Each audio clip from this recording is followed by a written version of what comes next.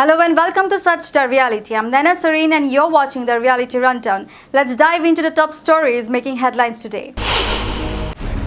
During India's 78th Independence Day, Assam Chief Minister Himanta Biswa Sharma voiced serious concerns about the safety of minority communities in Bangladesh, highlighting the challenges faced by Hindus, Christians, Buddhists and Jains amidst ongoing violence.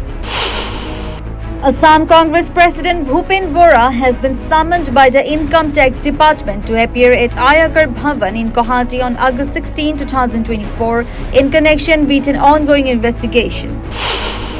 On Independence Day, women and young girls in Karimganj protested at AOC Point, highlighting women's safety issues in India.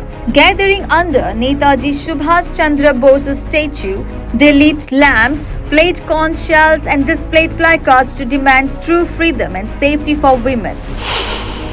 The High Court of Meghalaya has ordered the deployment of police at Mojambuin Cave in East Khasi Hills district due to a dispute over an annual pilgrimage. This directive follows a written petition filed by the Yatra Committee against the state of Meghalaya and other parties. Meghalaya's government will appoint locals as tourist assistants in a phased manner, according to Chief Minister Conrad K. Sangma. This semi-uniformed personnel will guide tourists, ensure their security and provide information.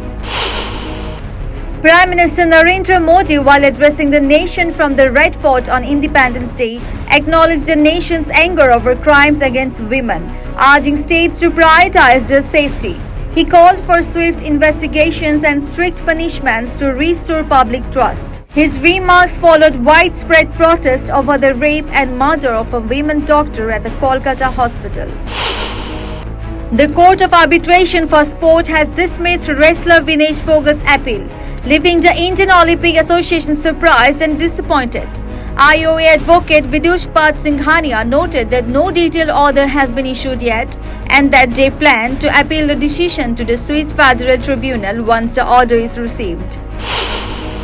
The Border Roads Organization's Project Swastik celebrated India's 78th Independence Day with patriotic fervor across Sikkim and Bengal, holding flag-hoisting ceremonies at key strategic locations.